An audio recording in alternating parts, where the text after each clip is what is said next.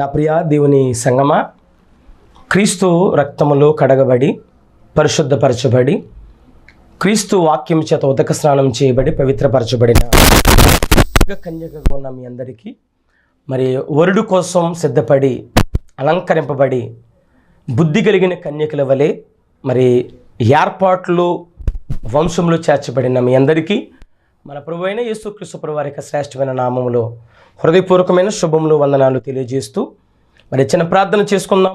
తలల వంచండి, కళ్ళు మూయండి. పరిశుద్ధుడైన మా తండ్రి, మీకు స్తోత్రాలు నాయన. ఇదిగో ప్రభువా, మరొక వారము నీ యొక్క విలువైన సంగతులు విని నేర్చుకుని బలపడుటకు స్థిరపడుటకు మా ఆత్మల్ని మేము సిద్ధపరచుకున్నటకు నువ్వు సహాయం చేయమని, ఆత్మ నేర్పు మాటలనే తప్ప మేము మరొకటి ఏదీ మాట్లాడకుండా ఆత్మ నడిపింపు చేత ఆత్మీయ విలువలు కలిగి బ్రతుకుటకు సహాయం చేయమని, దేవుని వాక్యం వినటాన్ని కూర్చున్న పిల్లలందరి హృదయాలు దర్శించమని క్రీస్తునామములో అడుగుచున్నాను కన్న తండ్రి, ఆమేన్. ప్రియులరా, మంచిది. దేవుని వాక్యం వినటానికి మరి ఆన్ గాడ్స్ డ్యూటీ ఛానల్ ద్వారా, రక్షణ మార్గం ఛానల్ ద్వారా, యూట్యూబ్ ఛానల్ ద్వారా దేవుని వాక్యం మీకు చేరువై ఉన్నది. మరి మీకు ఏదైనా సలహాలు, సంప్రదింపులు, ప్రార్థన అవసరతలు ఏమన్నా మరి స్క్రీన్ పైన నెంబర్ వస్తుంది, ఆ నెంబర్కి మీరు ఫోన్ చేయండి. మీరు ప్రార్థన చేసిన ఏదైతే మీరు ప్రార్థన చేసుకుంటున్నారో మీ అవసరం నిమిత్తము మాకు కూడా చెప్పండి. సంఘము మీ గురించి ప్రార్థన చేస్తారు. తప్పకుండా సంఘ ప్రార్థన దేవుడు తప్పకుండా వింటాడు ఆయన. సో మీరందరూ గమనించవలసిందిగా ప్రభు పేరిట మనవి చేస్తున్నాను.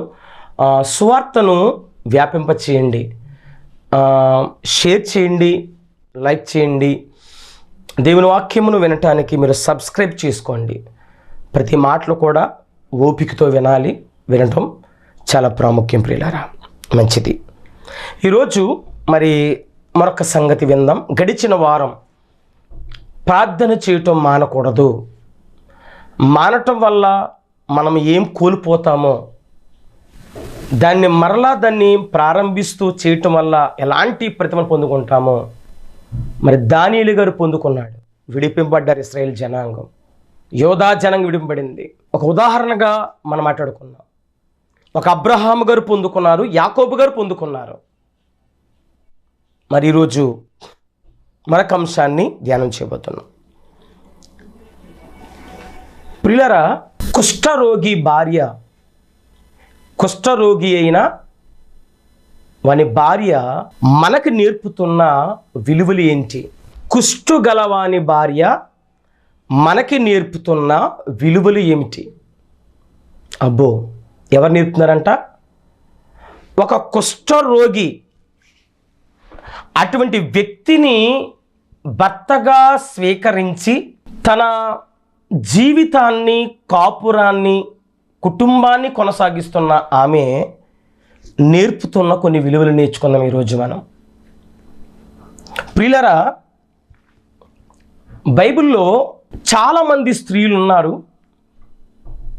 నేను ఇప్పటివరకు స్త్రీల గురించి పెద్ద ఎక్కువగా నేను మాట్లాడింది లేదు, కానీ ఎందుకో దేవుడు నా హృదయంలో తలంపులు పెట్టాడు. ఆయన కొందరైన ఒక ఇద్దరు ముగ్గురు స్త్రీల గురించి నేను నెలలో మాట్లాడాలని ఆశపడ్డాను. అందులో ముఖ్యంగా ఈరోజు ఒక కుష్టు వ్యాధి గలవాని భార్య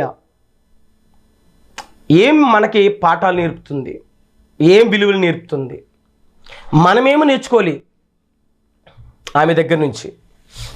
ఈరోజు విందాం ప్రియులారా. బైబిల్లో కొందరు పేర్లు రాయబడ్డాయి. ఉదాహరణకి మరియ గారని, హవ్వమ్మ గారని, మిరియాము గారని, ఎలిజబెత్ అమ్మగారని, ప్రిస్కిల్లా, ఇలాగా కొన్ని స్త్రీల పేర్లు ప్రస్తావించబడ్డాయి. మంచిదే, కానీ కొందరి యొక్క పేర్లు ప్రస్తావించబడలేదు. వారి జీవితాలు, వారి బ్రతుకులు ప్రస్తావించబడ్డాయి. అందులో ఉదాహరణకి షూనేము అనే పట్టణములో ఉన్న ఒక స్త్రీ, ఘనురాలైన స్త్రీ. అంటే ఆమెది క్యారెక్టర్ రాయించాడు దేవుడు, గుణాత్మకమైన విషయాలు రాయించాడు ఆయన, గుణసంపన్నమైన విషయాలు రాయించాడు ఆయన.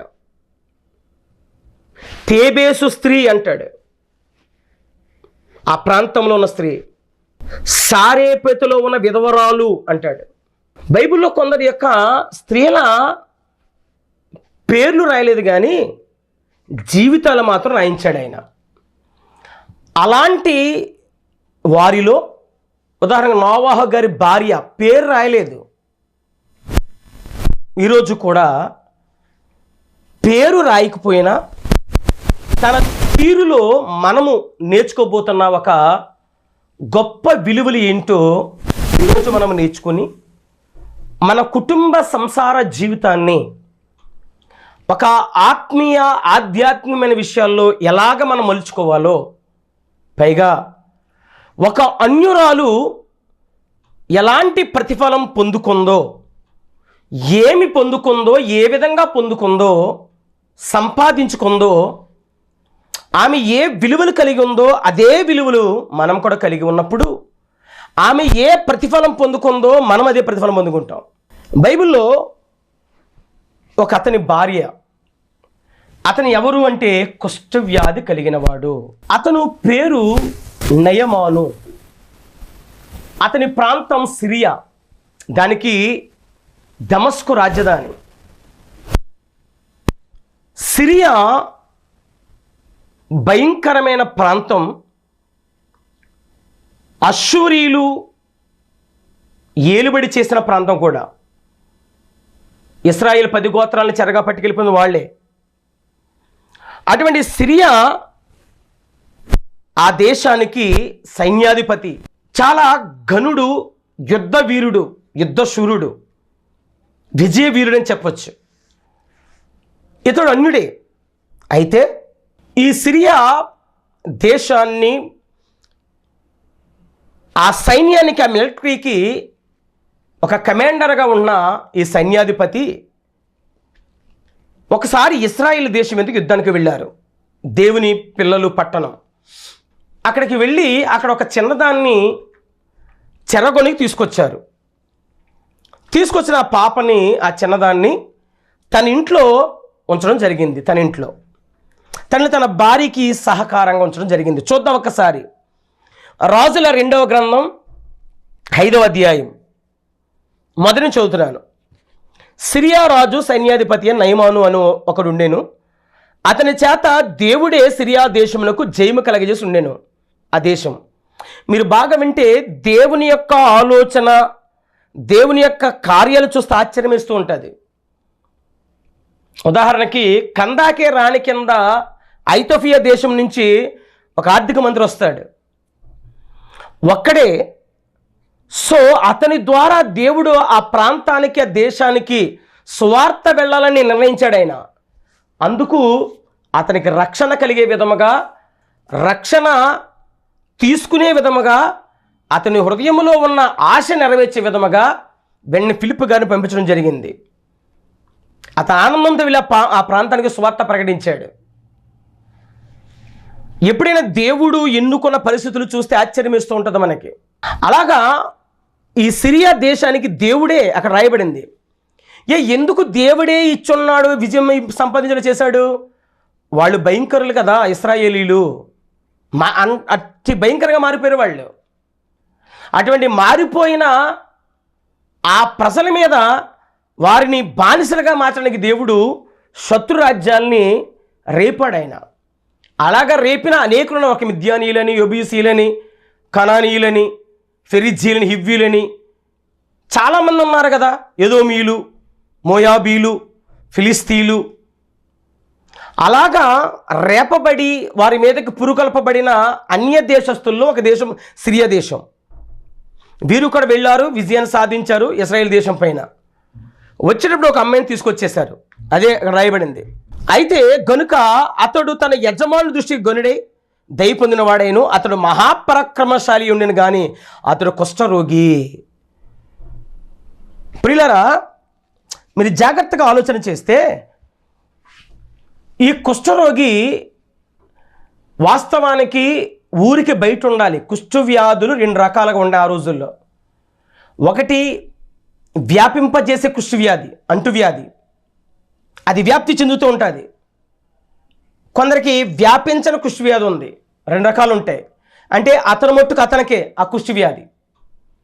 బయటికి కుష్టి వ్యాధి అంటూ రోగం అయితే రెండు రకాలు ఉన్నాయి. ఒకటి వ్యాపింపజేసేది, ఒకటి ఆగి ఉండేది.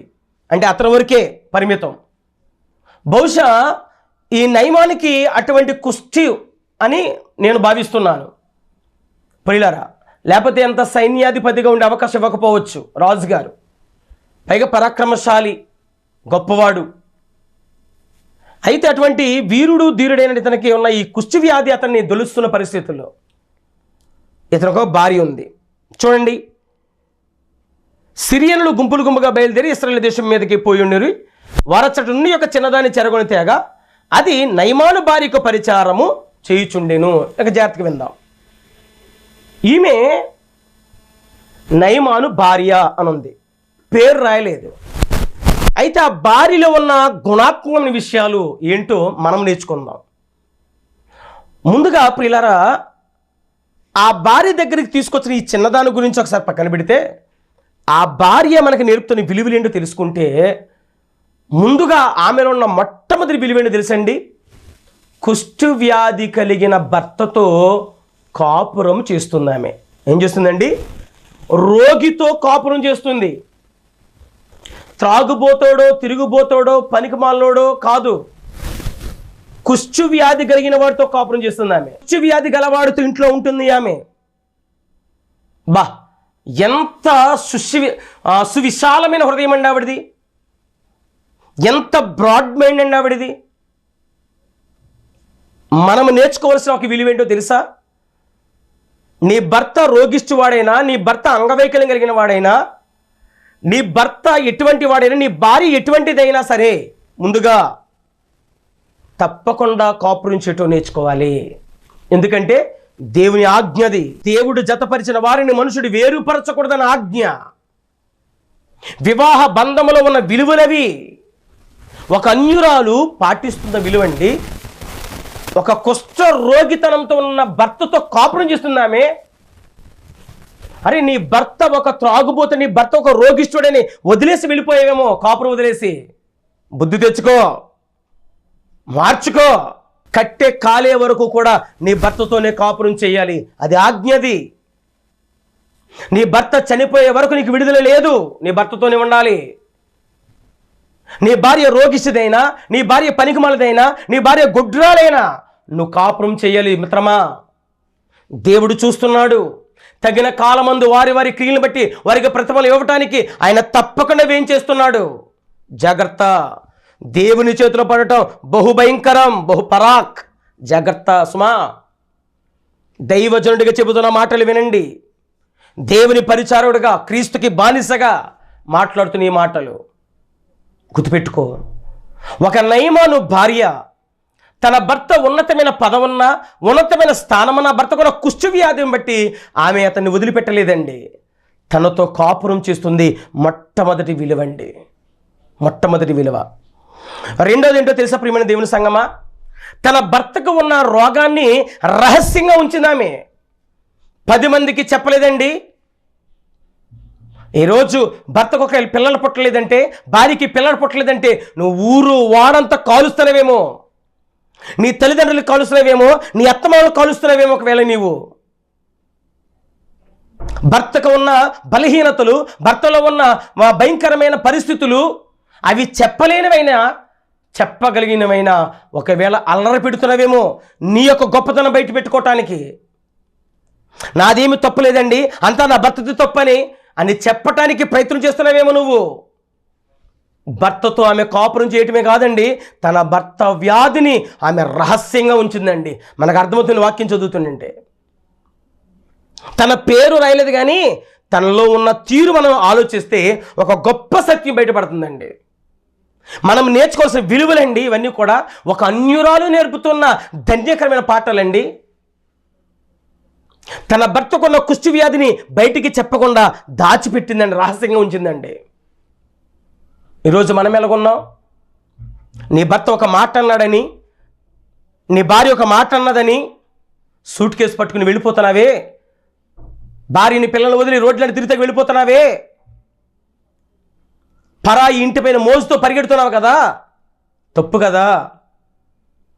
భార్య కదా, భర్త కదా, నిన్నే నమ్ముకుని వచ్చారు కదా, నిన్నే నమ్ముకుని వచ్చిన భార్య కదా, నిన్నే నమ్మిన భర్త కదా, ఎందుకు అల్లరి పెడుతున్నావు?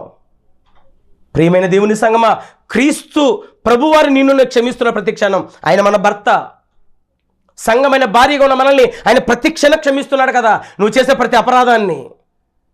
ఒకవేళ నీకులాగా నాకులాగైతే ఆయన మనల్ని ఎన్నిసార్లు బయట పెట్టాలి, ఎన్నిసార్లు పంచేతులు కూర్చోబెట్టాలి నిన్ను నన్ను. ఆయన తన భార్య కాపురం చేస్తుంది, నయమాను భార్య.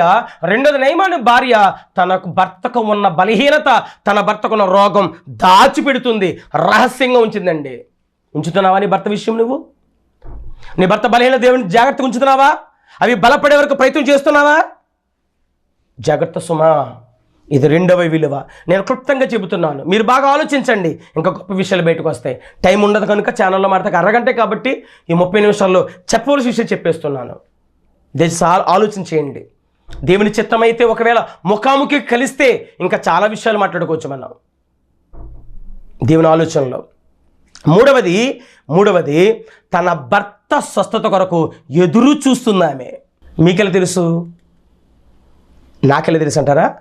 ఆ పాప చెప్పిన వెంటనే వెళ్ళి భర్తకెళ్ళి చెప్పింది విషయమే. అంటే అర్థం ఏంటి?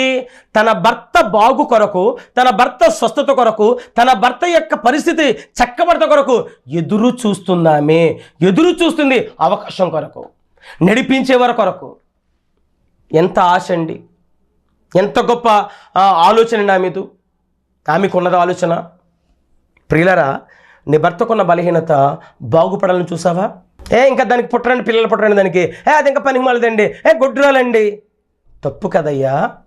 నీ భార్యను అల్లరి పెడుతున్నావు, నీ భర్తను అల్లరి పెడుతున్నావు, సిగ్గుండాలి కదా మనకు. అసలు ఒక క్రైస్తవ కుటుంబంలో ఉండి, సంఘములో ఉండి, క్రీస్తు ప్రేమని ఎరిగి పొందుకున్న మనం మన భర్తని, మన పిల్లలని, మన తోబుట్టువులని మనం అల్లరి పెట్టొచ్చా? భార్య భర్తల మధ్యన ఉన్న విలువలతో ఎలా నడిపిస్తుందో ఆమె ఒక అన్యురాలు నేర్పిస్తుందా మనకి? దేవుడు ఎందుకు రాయించాడండి? స్వస్థత కొరకు ఎదురు చూస్తూ తన భర్త స్వస్థత కొరకు బాగుపడాలి నా భర్త. ఎప్పుడైనా నీ భర్త పాపం అంటే, ఇగో ప్రభువా నా భర్తను మార్చని ఉపవాసన ప్రార్థన చేసావు ఈ రోజైనా? నీ భర్త రోగంతో బాధపడితే కన్నీరు కార్చావా ఈ రోజైనా? ఎన్ని రోజులైంది కన్నీరు కార్చి నువ్వు నేను కూడా? ఎన్ని రోజులైందయ్యా బాధపడి దేవుడి దగ్గర మొరపెట్టి?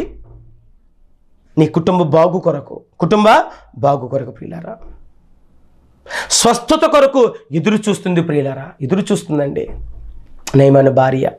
1 రోగితో కాపురం చేస్తుంది, 2 తన భర్త యొక్క బలహీనత రహస్యంగా ఉంచింది, 3 స్వస్థత కొరకు తన భర్త బాగు కొరకు ఎదురు చూస్తుంది, అవకాశం కొరకు. వదిలేసి వెళ్ళిపోలేదు నీకు నాకులాగా. మనస్తత్వాలు మార్చుకోవాలి,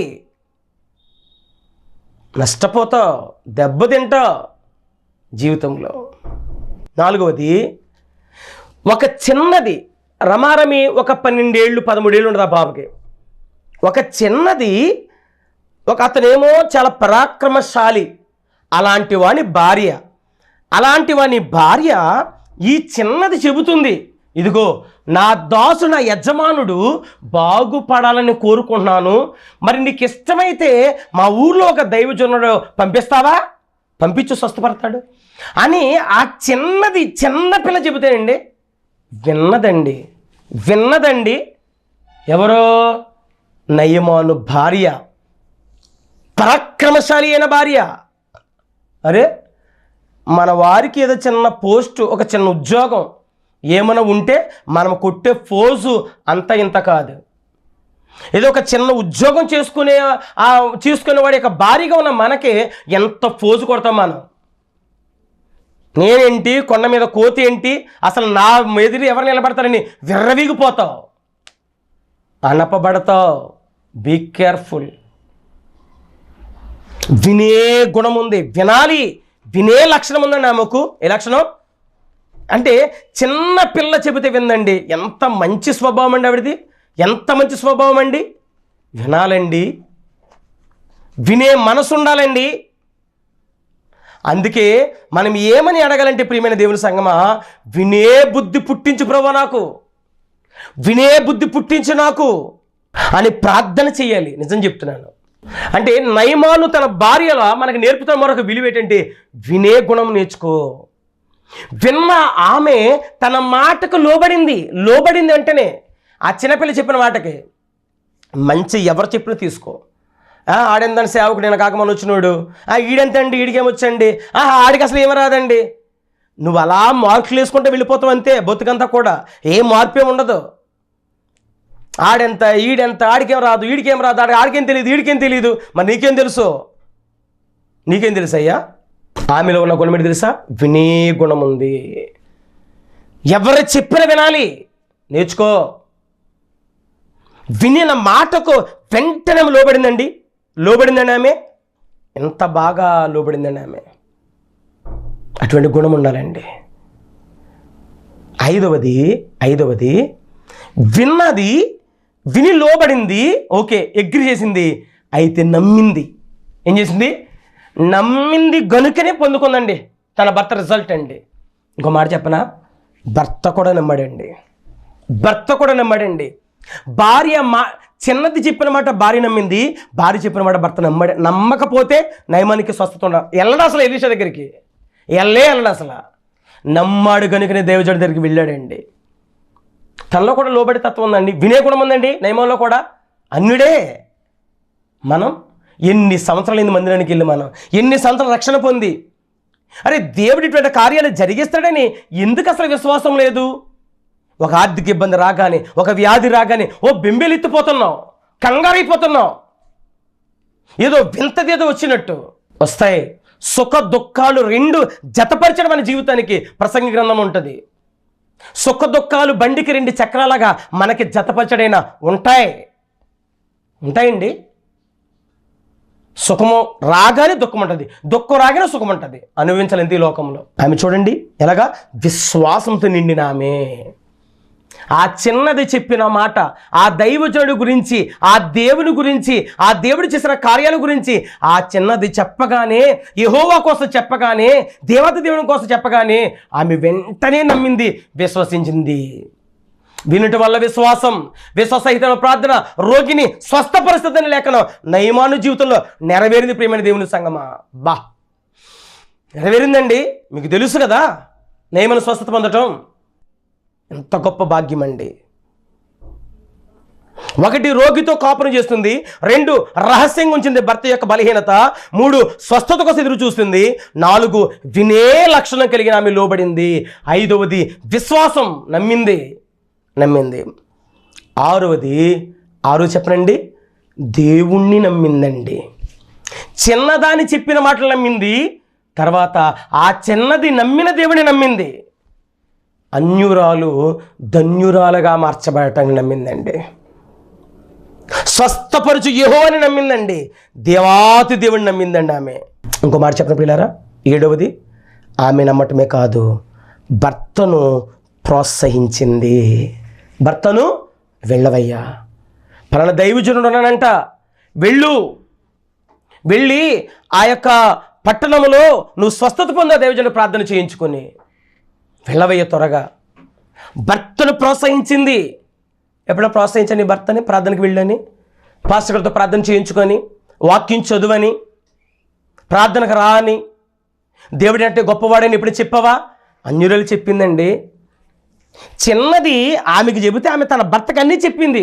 పలానా వాళ్ళు దేవుడు అంట, నువ్వు తీసుకొచ్చావు కదా చిన్నది, నువ్వు యుద్ధానికి వెళ్ళావు కదా, చేయించుకొచ్చావు కదా, ఆ దేవుడు చాలా గొప్పవాడంటయ్యా, ఆ దేవుడు అనేకమైన గొప్ప కార్యాలు చేశాడంటయ్యని ప్రోత్సహించిన తన భర్తను నమ్మే విధంగా ప్రవర్తించింది తన భర్త విషయంలో. నయమాను భార్య మనకు నేర్పిస్తున్న గొప్ప విలువలండి, ఇవన్నీ కూడా విలువలండి. 7 విలువలు నేర్పుతుంది మనకి ఈరోజు. రోగితో కాపురం చేస్తున్న గుణం ఒక విలువ. రహస్యంగా తన భర్త యొక్క జీవితం నుంచింది, అల్లరిపెట్ల స్వస్థపరచబడాలన్న భర్తని ఎదురు చూసింది. చిన్నది చెప్పిన విన్నది, లోబడింది, నమ్మింది, స్వస్థపరచు యెహోవాని నమ్మింది, తన భర్తను ప్రోత్సహించింది. ఆ భర్త ఎంత గొప్పడు తెలుసండి? విని వెళ్ళాడు, స్వస్థపరచబడ్డాడు. అతని జీవితంలో ఎటువంటి కార్యాలు చేస్తారో తెలుసండి? నిజంగా అతనిది నూతన జీవితం వచ్చిందండి. ఎవరికి? నయమానికి నూతన జీవితం. తర్వాత నూతన దేవుడిని నమ్మాడండి, నిజమైన దేవుడిని నమ్మాడండి. తర్వాత నూతన మార్గంలోకి వచ్చాడండి, కొత్త మార్గంలోకి వచ్చాడు, కొత్త జీవితం వచ్చింది. నూతన దేవుడి, నిజమైన దేవుడిని నమ్మాడు, నూతన మార్గం వచ్చింది, నూతన బలం పొందుకున్నాడు. సాక్షిగా నూతన బలం పొందుకున్నాడు, నూతన స్వభావం వచ్చింది. ప్రాచీన స్వభావం పోయింది, నవీన స్వభావం వచ్చింది నయమానులోకి. అన్యుడే నూతన సృష్టిగా మార్చబడ్డాడు దేవుని కొరకు. ఇక ఈ దేవుని తప్ప ఇక ఎవరిని మొక్కనయ్యా? ఎలీషా నూతన సృష్టి. తర్వాత నూతనమైన నెమ్మది పొందాడండి, ప్రశాంతత.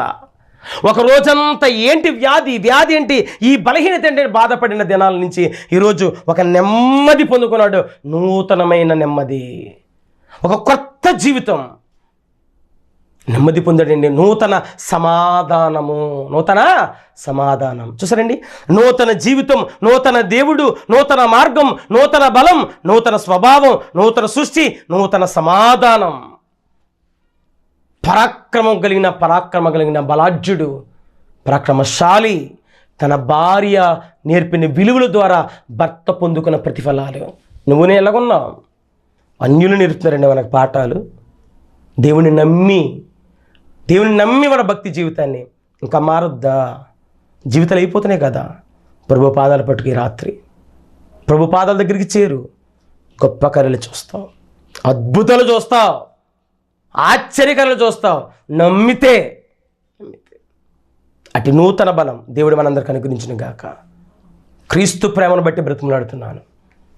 ప్రభు చెంతకరా, హృదయాన్ని కడుక్కో, క్రీస్తుల పాలు పంపులు పొందు. ప్రార్థన చేసుకుందాం. పరిశుద్ధుల స్తోత్రాలు.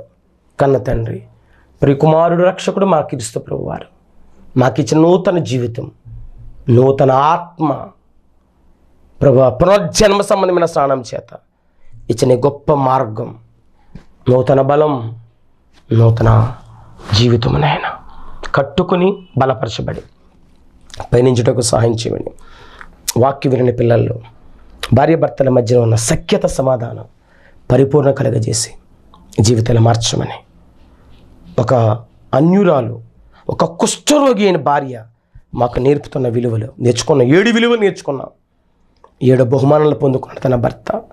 అలా మా కుటుంబంలో కూడా ప్రవర్తించుటకు సహాయం చేయమని, రేపమని క్రీస్తు నామములో అడుగుచున్నాను తండ్రి, ఆమేన్. మన తండ్రి అయిన దేవుని ప్రేమ, కుమారుడైన యేసుక్రీస్తు కృప, పరిశుద్ధాత్మక నిండిన సహవాస సమాధానం ఇప్పుడెల్ల ప్రసదాకాలం సకల పరిశుద్ధులకు మార్గం తోడుగునుగాక, ఆమేన్. అందరికీ వందనాలు. సమాధానం ఉండండి. God bless you all.